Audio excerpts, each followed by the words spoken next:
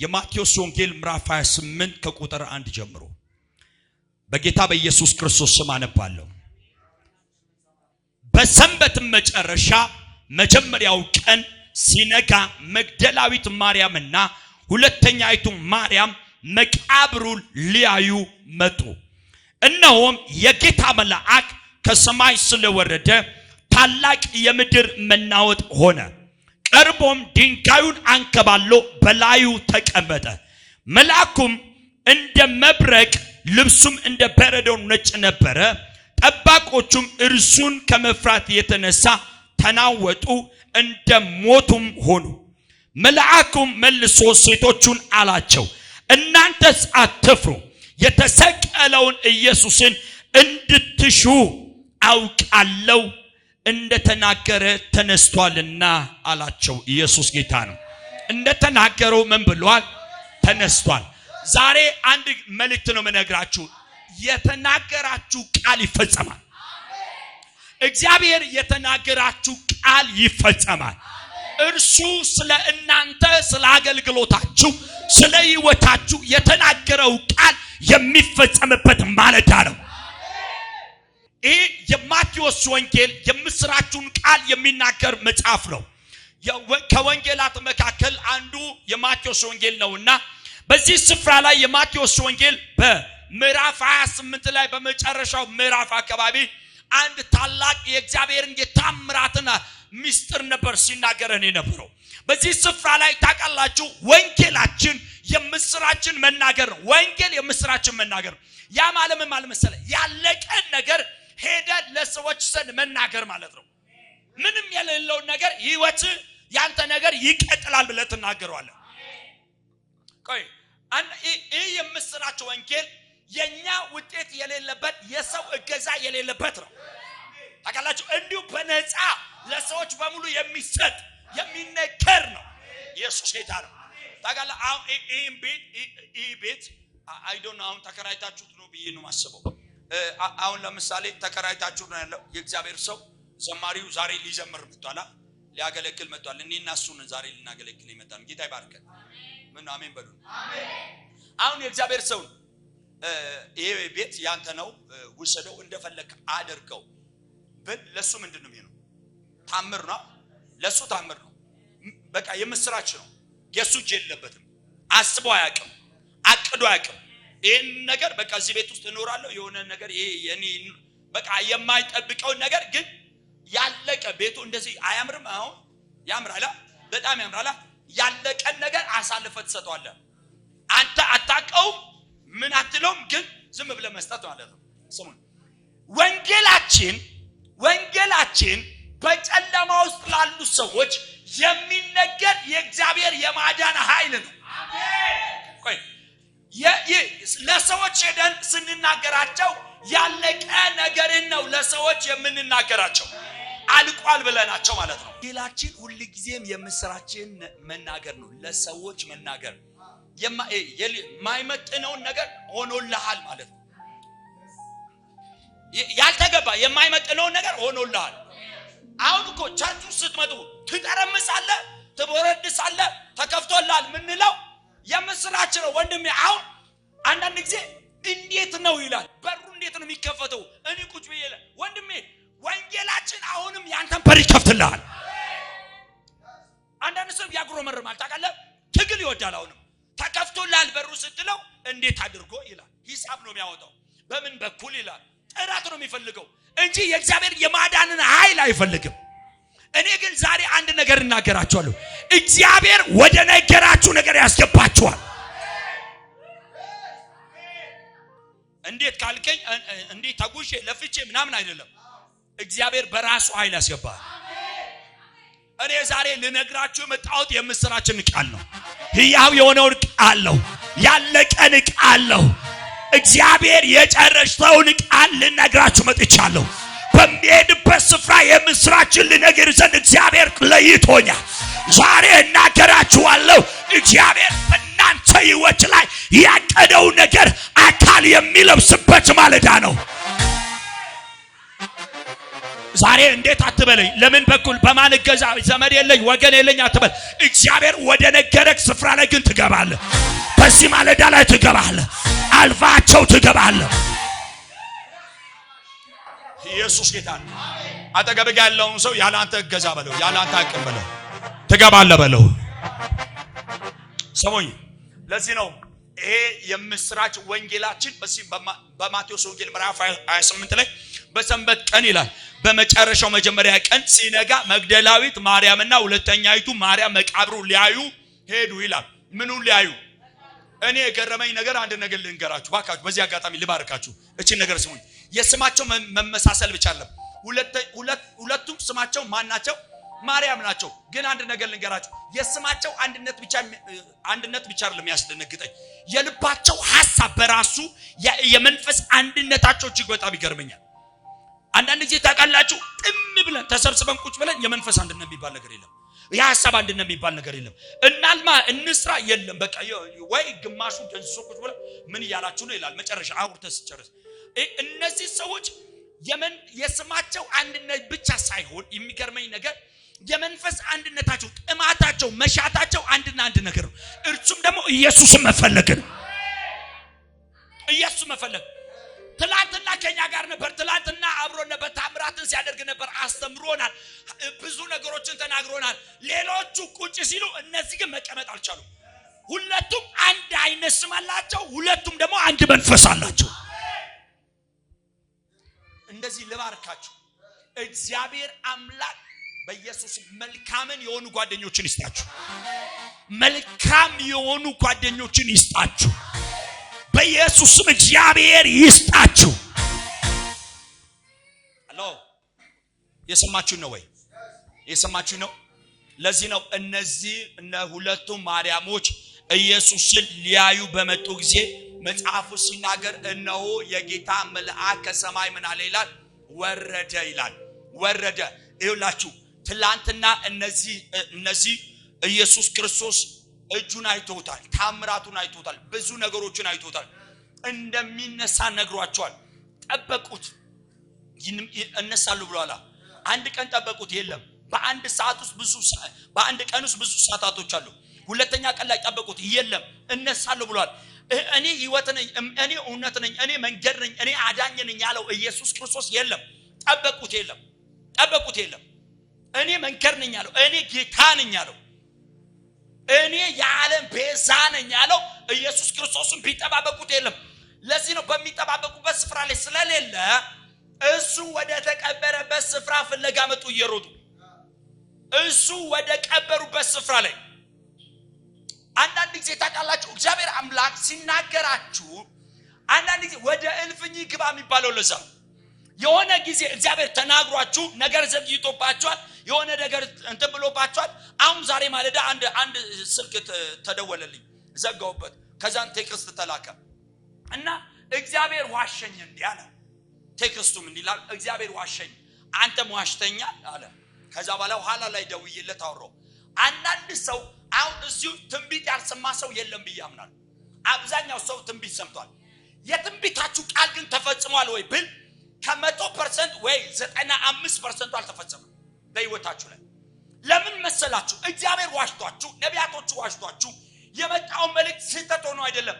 እናንተ በመጠበቂያችሁ ስፍራ ላይ ስለሌላችሁና ወይም ደግሞ እናንተ እርሱ ወዳለበት ስፍራ ላይ ባለመግባታችሁ ምክንያት አሎ እግዚአብሔር በዘመናት መካከል ዋሽቶ አያውቅም፣ ተሳስቶ አያውቅም። እግዚአብሔር ሲናገር እንደ እግዚአብሔርነቱ መጠን ነው። ሰው ማይክ ገዝልሃለሁ ብሎ ሊዋሽ ይችላል። ባይሰው የቸርች መሪው ታውቃላችሁ፣ አደርጋለሁ ብሎ ሊስት የሆነ ነገር ሊያደርግ ይችላል። እግዚአብሔር ግን እንደሱ አይደለም። እግዚአብሔር ከተናገረ ያደርጋል። በደንብ ሰው አንዳንድ ጊዜ ነገር ሲቆይባችሁ እየጠበቃችሁ ባላችሁበት ስፍራ ላይ የሆነ ነገር ከረፈደ በዛ ነገር ላይ ደግሞ ልባችሁ እርግጠኛ ከሆነ ተነሱና እዛ ወዳለበት እሱ ወደሚገኝበት ስፍራ ላይ ተመላለስ። ሂድ እሱ ጋር ሂድ ወደ እሱ ጋር። እነ ማርያም ጠበቁ፣ ሄዶ ሰፈር አግሮመረሙ አይሉ። ጠበቁና አግሮ መረሙ አይልም። አይ ጠብቀነው ነበር ትላንትና 3 ዓመት ሙሉ ተከትለው ነበር። ሕይወት ነው ብለን ተከትለው ነበር። አዳኝ ነው ብለነው ተከትለን ነበር። አሁን ግን ዋሸን አላሉ። ረስቶናል አላሉ። አይ አሁን ትላንትና እሱ ነው ወደኛ ዘንድ የመጣው። አሁን ግን ተነስተን እሱ ወዳለበት ስፍራ እንሄዳለን አሉ። ትላንትና እሱ ወደኛ ዘንድ መጥቷል። ወደ ሕይወታችን ዘንድ መጥቷል። ወደ ቤታችን ዘንድ መጥቷል። አሁን ግን ጠበቅነው የለም። አሁን እኛንም መሄድ አለብናል። ወንድሜ አሁን ተንቀሳቀስ። ነገር እንዲቸኩል ትፈልጋለህ? አካል እንዲለፍስ ትፈልጋለህ? ተንቀሳቀስ። ሂድ ወደዛ ስፍራ ላይ። አንድ የእግዚአብሔር ሰው አለ። በጣም ታምራቶች የእግዚአብሔር እጅ የሚገለጥበት ታላቅ የእግዚአብሔር ሰው ሁሉ ጊዜ በመሰዊያው ስፍራ ላይ እየሄደ ይጸልያል። በኃይል ይጸልያል። ክብሩን ያህል ወጥቶ ያገለግላል። ይጸልያል። አሁንም ክብሩን ያህል ወጥቶ ያገለግላል። አንድ ቀን ያ ሰውዬ የሚገርማችሁ ነገር ታመመ።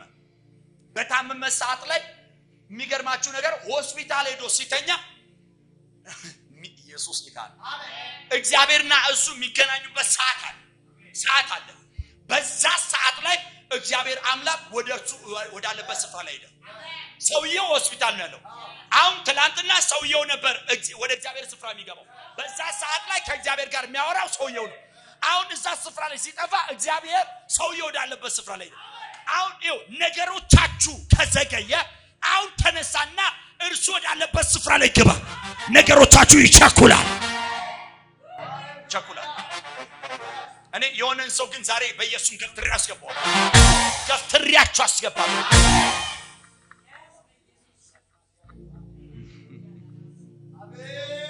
አጠገብህ ያለውን ሰው ተነስና ተመላለስ በለው። ግባ በለው። ሰምታችሁኛል? እነዚህ እነ ማርያም ወደ መቃብሩ ምን ሊያዩት ሄዱ ይላል። ቤታቸው አልተቀመጡም። ለአካባቢ ዘንድ ሄደው አላወሩም። አይ ዋሸን ምናምን ብሎ ሄደው አላወሩም። ጌታ ነው ብለን ተከትለነው ነበር አሳፈረን ብሎ ሄደው አላወሩም። ሄዱ ወደሱ ስፍራ፣ ወደ መቃብሩ ስፍራ ሊያዩት ሄዱ ይላል። የሚገርማችሁ ነገር የመንፈስ አንድነታቸው እጅግ በጣም የጠለቀ ስለሆነ እግዚአብሔር ከሰማይ ዘንድ መልአኩን ላከው። ለምን መሰላችሁ? ከፊታቸው ያለው ድንጋይ በእነሱ አቅም ሊንከባለል ስለማይችል ወደ ውስጥ ዘልቀው መቃብሩ ስፍራ ሊያዩ ስለማይችሉ ድንጋዩ ሊያንከባልላቸው እግዚአብሔር አምላክ መልአክን ላከላቸው። ዛሬ አንዱ መልእክት ይሄ ነው። እግዚአብሔር አምላክ ወደ ተናገራችሁ ስፍራ፣ እግዚአብሔር ወደ ተናገረው ስፍራ ላይ የሚያስገቧችሁ የሚረዷችሁ መልአኮችን እግዚአብሔር ይልክላችኋል። ስሙኝማ፣ ኢየሱስ ጌታ ነው። ኢየሱስ ጌታ ነው። ላታካላፋኒስ እግዚአብሔር በዘመናት መካከል በቅዱሳን ዙሪያ መላእክቶችን ይልካል። መላእክቶች አሉ። ለዚህ መጽሐፍ ቅዱስ ስታነቡ እንደዚህ ይላል፣ እግዚአብሔር በሚፈሩ ዙሪያ ይላል ቅዱሳን መላእክቶች ይሰፍራሉ፣ ይጋርዳቸውማል፣ ይጠብቁማቸዋል። በዙሪያቸው ላይ የሚረዷችሁ የሚያግዟችሁ ከእግዚአብሔር ዘንድ የተላኩ መላእክቶች አሉ። እነዚህ መላእክቶች ያንተን አለባበስን አይደለም ያዩ፣ መብላትና መጠጣትን አይደለም ያዩ፣ ያንተን አቀማመጥን አይደለም ያዩ። እግዚአብሔር ወደ ተናገረች ስፍራ ገፍትሮ ያስገባዋሉ። አንዳንዶች መላእክቶች ደግሞ ከጠላት ዘንድ ይከልላል። ለምሳሌ አንድ ነገር ልንገራችሁ። በዚህ በኩል የሚወረወር ድንጋይ እኔን ያገኘኛል? አያገኘኝም። ፑልፊቱን ነው የሚመታው። ለምን? ፑልፊቱ ከለላውኝ። አያችሁ፣ መንፈሳዊ ዓለም ላይ ወደ እናንተ ህይወት የሚወረወረውን ነገር የሚከላከልላችሁ ከእግዚአብሔር ዘንድ የተላኩ መላእክቶች አሉ። አራካራባዳጋራባዳስ ሰሞኝማ ሊረዷቸው ከእግዚአብሔር ዘንድ መልአክ መጣ ይላል። ሊረዳቸው ምን ይዛችሁ መጣችሁ ሊላቸው አሉ። ሊረዳቸው መጣ። ድንጋዩን አንከባለለው።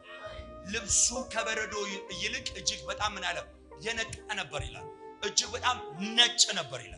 ለዚህ ነው ከእግዚአብሔር ዘንድ የተላከው መልአክ ድንጋዩን አንከባለውና በድንጋዩ ላይ ቁጭ አለ ይላል። ሰራዊቶቹስ ምን ማድረግ አልቻሉም፣ እንደ ሞተ ሰው ሆኑ ይላል። አንደበታቸው መናገር አልቻለም፣ ሰይፍን መምዘዝ አልቻሉም። እነ ማርያም ከዚህ ስፍራ ላይ ዞር በሉ፣ ወደ ውስጥ መግባት አትችሉም አላሉ። እንደ ሞተ ሰው ሆነ ነው የሚለው። ሃሎ እየሰማችሁ ነው ወይ? ዛሬ በጣም ታምራቶች ይሆናሉ። አሜን። ኢየሱስ ያድናል። አሜን። ወደ ማርያም ዘንድ ሄደና መልአኳን ከባለለውና እንደዚህ ነው አላቸው፣ እናንተ አትፍሩ አለ። ማንን ፈልጋችሁ እንደመጣችሁ አውቃለሁ። የተሰቀለውን ኢየሱስን እንደምትሹ ተረድቻለሁና አትፍሩ። የሚገርማችሁ ይሄ መልአክ ለነ ማርያም እየተናገረ ያለው የምስራች ነው። መልካም ዜና ነው እየተናገረ ያለው። እንደዚህ ብሎ ነው የተናገራቸው። እንደተናገረው ምን ብሏል አሉ? እንደተናገረው ምን ብሏል? ተነስ። ማን እንደተናገረው? ራሱ ኢየሱስ እንደተናገረው እነሳለሁ ብሎ እንደተናገረው ምን ብሏል አለ? ተነስቷል። እስቲ እንደተናገረው በሉስ ፕሊዝ። እንደተናገረው ምን ብሏል አለ? ተነስቷል። እዛው ቀርቷል አለ። እንደተናገረው ተነስቷል።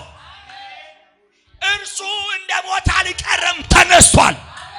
ከአፉ ዘንድ ቃል ወጥቷል። ምን ብሎ? እነሳለሁ ብሎ። በሶስተኛው ቀን ምን እላለሁ? እነሳለሁ ብሎ ተናግሯል። እንደተናገረው ምን ብሏል አሉ? ተነስቷል።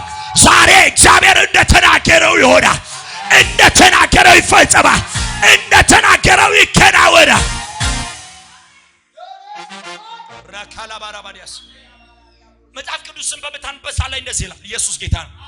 በዘፍጥረት ምዕራፍ 21 ላይ ስታነቡ እንደዚህ ይላል። እግዚአብሔር ሳራን ምን አለ? አሰባት ይልና አደረገላትም ይላል። ከዛ በኋላ በእርጅናዋ ወቅት ላይ ለአብርሃም ወንድ ልጅ ምን አለች? ወለደች ይላል። እንደ እግዚአብሔር እንደተናገረው ነው የሆነው። እና አብርሃም ቤት እነ ሳራ ቤት የሆነው እግዚአብሔር እንደተናገረው። አንዳንድ ጊዜ ታውቃላችሁ እግዚአብሔር ተናግሮ ወራት ቆይቷል ማለት አመታት ቆዩ ማለት እግዚአብሔር ረስቷቸዋል ማለት አይደለም። ክብሩን ሊገልጥ ነው። ክብሩ ሊገለጥ ነው። እጁን እንድታዩ ስለሚፈልግ ነው። የሱን እጅ ብቻ እንድታዩ ስለሚፈልግ ነው። በህይወታችሁ ላይ እግዚአብሔር ከተናገረ አንድ ነገር እንገርህ፣ ሁሉ ጊዜ ማድረግ ያለባችሁ በጸሎት ትጉ። በጸሎት ትጋ። ያ ነገር ወደ አንተ ህይወት ላይ እንዲፈጥን እንዲከናወን ፈጥኖ እንዲመጣ በኃይል ትጋበት። በኃይል ትጋ። አጠገብህ ያለውን ሰው በኃይል ትጋ በለው። በጸሎት ትጋ በለው። እባክህ በደንብ ንገሩ። ትጋ በሉት። ሃሎ እየሰማችሁ ነው? እግዚአብሔር አምላክ ለሚናገራችሁ ነገር በሙሉ በጸሎት ትጉ። እግዚአብሔር ለሚናገራችሁ ነገር በኃይል ትጉ። እግዚአብሔር የተናገረው ቃል አለ። የትንቢት ቃል አላችሁ። በነቢያቶች ዘንድ የሰማችሁት ቃል አለ። እውነት እላችኋለሁ እግዚአብሔር እስከተናገረ ድረስ ይፈጸማል። ይፈጸማል። ብዙ ሰዎች ታውቃላችሁ አሁን እግዚአብሔር ተናግሮኛል ግን የለም ይላሉ። ወንድሜ አንተ መች ነው እስቲ ለእግዚአብሔር የኖርከው? አንተ እሱን የለም ከማለት በፊት አንተ መች ነው ለእርሱ የኖርከው? አንተ መች ነው እሱ ወዳለበት ስፍራ ላይ በርን ዘግተህ የተቀመጥከው? ያ የትንቢት ቃል በህይወትህ ላይ አካል እንዲለብስ ፕሬይ ያደረከው መች ነው? አገልጋዮች ላይ መጣይ ከማግሮምረም በፊት ከማለት በፊት እኔ እኮ አንዳንድ ሰው እኮ በጣም ይገርመኛል። 24 ሰዓት ሙሉ አገልጋይ ጋር ይደውላል። ወንድሜ 24 ሰዓት ሙሉ አገልጋይ ጋር ይደውልከውን ያክል አንድ ሰዓት ሙሉ ሰማይ ብትደውል እኮ ነገር ተለቋል። ታውቃላችሁ አሁን እኛ በዘመናችን ማፍራትና ማሳደግ የምንፈልገው ወንድሜ ሸክም የሚሆንብንን ትውልድ አይደለም። እኛ የተጠራ ነው በጨለማ ውስጥ ያሉትን ሄደን ስበናቸው ወደሚደነቀው ብርሃን ለማምጣት ነው። ሃሎ ወይኔ ጌታ አዛቦች ስለሚመጡ አመሰግናለሁ። አዛቦች ስለሚመጡ አመሰግናለሁ። ትንቢትን ያለመዱ ስለሚመጡ አመሰግናለሁ። ቃልን የሚፈራ ትውልድ የመጣ ስለሆነ አመሰግናለሁ።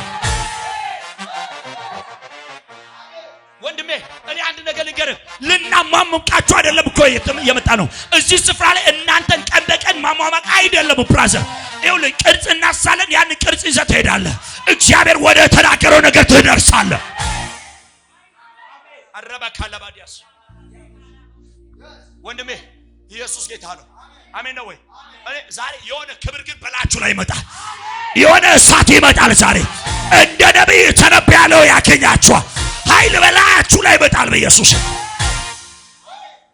ስሙኝማ ቁጭ በሉ። ጌታ ያክብራችሁ። ስሙኝማ እግዚአብሔር አምላክ ምስክሬ ነው። እየተናገርኳችሁ ያለሁት የምስራች ነው። የምስራች ማለት አልቆልሃል እያልኩኝ ነው። አሁን ከዚህም በኋላ የሆነ ነገር የምትታገልበት በር አለ እያልኩ ካለው በሮቹ ተከፍቷል እያልኩ ነው። ነገር ቆሎላል ያልኩ ነው። እግዚአብሔር የተናገረው ነገር ባንተ ህይወት ላይ አካል የሚለብስበት ማለዳ ነው ያልኩ ነው። ስሙኝማ እኔ አንድ ነገር ልንገራችሁ። ወደ ማርያም ዘንድ የሄደው መልአክ ነው። እስቲ መልአክ በል፣ መልአክ በል። እኛ ቤት መልአክ አይዘመርለትም። እኛ ቤት መልአክ አይሰገድለትም። እኛ ቤት መልአክ ሻማ አይበራለትም።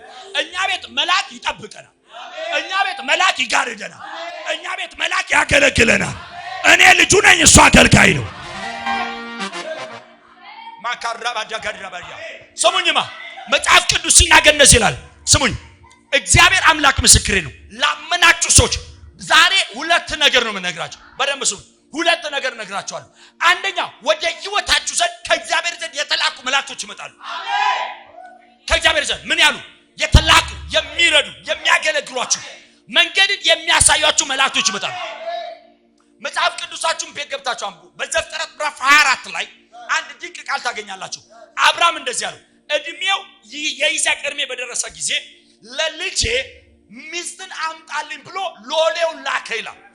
ሎሌውን ሲልከው አብርሃም እንደዚህ አለ። ወይ ደቂቃ ስሙ። አብርሃም እንደዚህ አለ፣ በፊትህ እግዚአብሔር አምላክ መልአኩን ይሰድልሃል። በማን ፊት? በሎሌው ፊት። በሎሌው ፊት ምን መልአክን እግዚአብሔር ምን ይልላል? ይሰድ። እስቲ ይሰድልኛል በሉ። እስቲ ከፊቴ ይወጣል በሉ።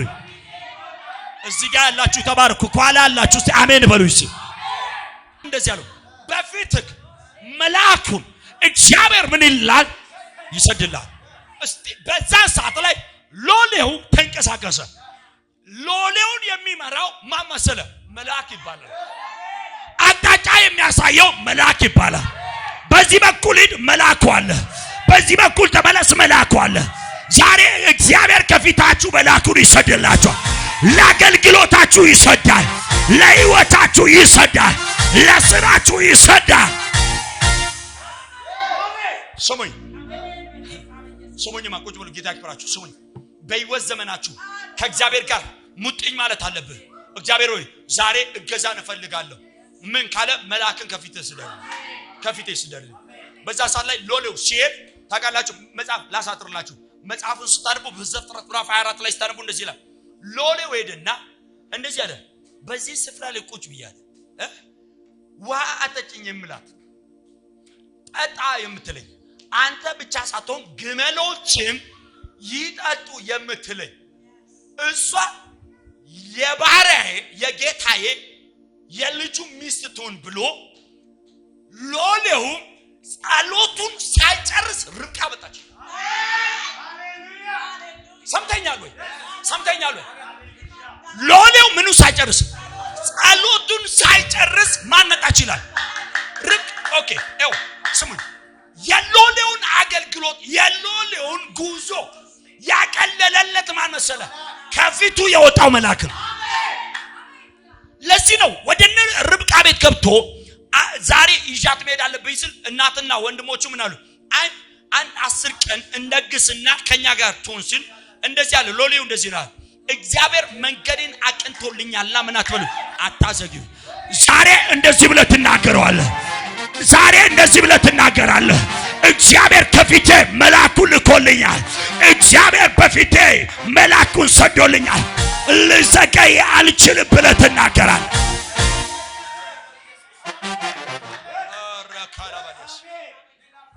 ወይኔ አንድ ሰው አሜን ይበለኝ እባክህ። ጩና አሜን በሉ። ሃሌሉያ። ቁጭ በሉ። ሰውኝ ወደ ህይወታችሁ ከእግዚአብሔር ዘንድ የተላኩ መላእክቶች ይመጣሉ። የሚረዳህ ላትታገል፣ አሁን ጭንቀት ውስጥ ላትገባ፣ ላበላብ ላትሆን፣ ላትለፋ እግዚአብሔር በፊታችሁ መልአኩን ይልክላል። የተጨነቃችሁበት ነገር አለ። ማን ያገዘኛል? ማን ይረዳኛል? ማን በዚህ ጉዳይ ላይ ጣልቃ ይገባል ያላችሁበት ነገር አለ። ማን ነው እግዚአብሔር ወደ ተናገረኝ ነገር ውስጥ የሚያስገባኝ ያላችሁ ሰዎች አላችሁ። እግዚአብሔር በፊታችሁ መልአኩን ይሰድላችኋል። ታውቃላችሁ። አንድ ቃል ልጨምርላችሁ። መጽሐፍ ቅዱስ ሲናገር እንደዚህ ይላል። ኢየሱስ ጌታ ነው። ሎጥ በዘገየ ሰዓት ይላል። ሎጥ ምን ባለ ሰዓት? በዘገየ ሰዓት እሳቱ ሊበላው በወጣ ሰዓት ላይ መላእክቶች መጡና ምን ይላል? አስቸኮሉት። እጁን ይዞት ወደ ተራራ አወጡት ይላል። እኛ ቤት መልአክ ያገለግለናል። ያንተን አላውቅም፣ በእኔ አገልግሎት ላይ ግን እንደዛ ነው። አሁን እዚህ ጉባኤ ውስጥ የእግዚአብሔር መላእክቶች አሉ። ፈውስን የሚያደርጉ አሉ። ምስጢራትን የሚያካፍሉኝ አሉ።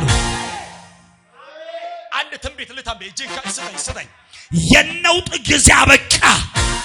የነውጥ ጊዜ አበቃ። የድካም ጊዜ አበቃ። የለቅሶ ወራት አበቃ።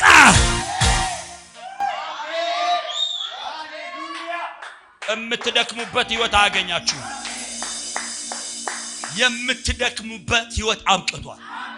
እግዚአብሔር እንደዚህ በላችሁ ብሎ በፊታችሁ መልአኬን እሰዳለሁ ብሎ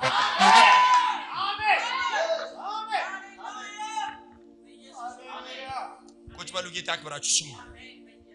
በዚህ በማቴዎስ ወንጌል ምዕራፍ 28 ላይ ቀድሞ መልአኩ መጣ። እነማንን ሊረዳቸው?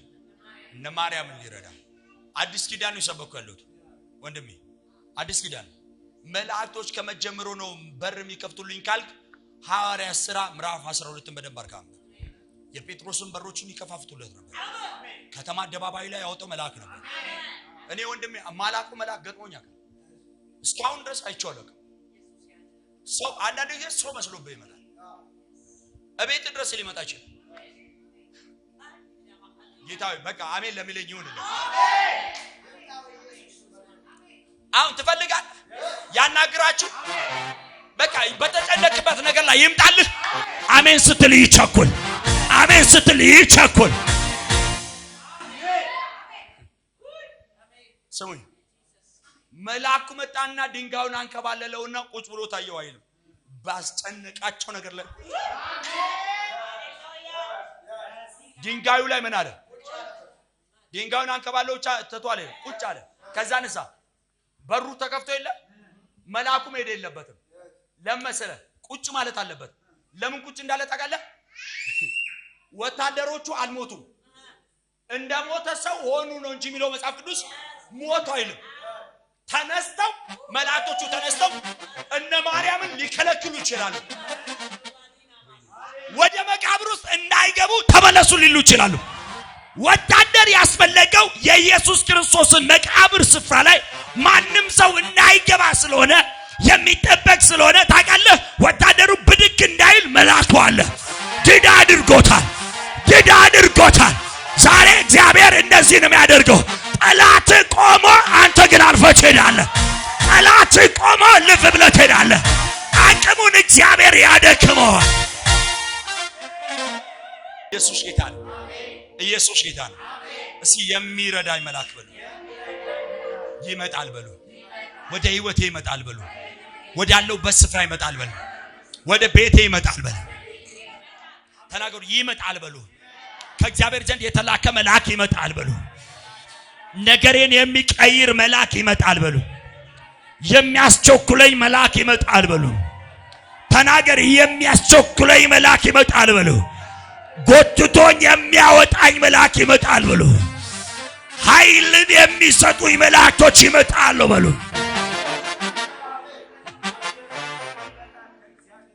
ሰሞን ጌታ ክብራችሁ ቁጭ በሉ። ስሙ። ኢየሱስ ጌታ ነው። አንድ መልአክ እዚህ ጉባኤ ውስጥ የሆነ ነገር እየተናገረኝ ነው። ልንገራችሁ። ቆይ ኢየሱስ ጌታ ነው። ስሙ። ሁለተኛ አንደኛ ከፊታችሁ መልአክ ይወጣል። ሁለት ነገር ነው የምነግርህ። ሁለተኛ ነገሩ ተከናውኖ ታይዋለህ። እግዚአብሔር የተናገረው ነገር ተፈጽሞ ታይዋለህ። ተፈጽሞ ፕሮፌት ምን አልከኝ ካል ተፈጽሞ ታይዋለህ። እስቲ አይዋለሁ ብሎ በደንብ ተናገር። ለጠላት አይዋለሁ ብሎ በደንብ ነገር አይዋለሁ ብሎ ማዳጋላ ባሻዳጋላ ባራዲስ ማን የተናገረው? አሁን ስጋ ያወራል። ታውቃለህ? ስጋ ያወራል። በቃ ስሜት ያወራል። አካባቢ ያወራል። መንደር ያወራል። ጓደኛ በራሱ በአንተ ህይወት ላይ ያወራው ነገር አለ። ማን ያወራል? ዘንድሮ ደግሞ ተናጋሪ በሽ ነው። አንተ ጆሮን ክፈት እንጂ በሽ ስሙኝ፣ አሁን የሚሆነው እግዚአብሔር የተናገረው ነገር ነው። አሜን። እስቲ እግዚአብሔር የተናገረው በሉ፣ ተፈጽሞ በሉ። አየዋለሁ። አገልጋዮች እግዚአብሔር የተናገራችሁ ነገር ይፈጸማል። አሜን። ቅዱሳን እግዚአብሔር የተናገራችሁ ነገር ይፈጸማል። አሜን። ይፈጸማል። አሜን። ይፈጸማል። አሜን። መጽሐፍ ቅዱሳችሁ በሉቃስ ወንጌል ምዕራፍ 1 ላይ ስታነቡ የኤልሳቤጥ ቁጥር 58 ላይ ስታነቡ የኤልሳቤጥ የመውለጃዋ ጊዜ በደረሰ ወንድ ልጅ ምን አለች ይላል። እግዚአብሔር የተናገረው መንታ ልጅ ነው? ሴት ልጅ ነው? ምንድነው የተናገረው? ወንድ ልጅ። ጊዜው ሲደርስ ምን አለች? ወለደች። ምን? ወንድ ልጅ። እግዚአብሔር የተናገረው ነገር ተፈጸመ። አንዳንድ ጊዜ በብዙ መናወጥ ውስጥ ያላችሁ ሰዎች እርግጠኛ ሆኜ የምነግራችሁ እግዚአብሔር የተናገራችሁ ነገር ይፈጸማል። አሜን።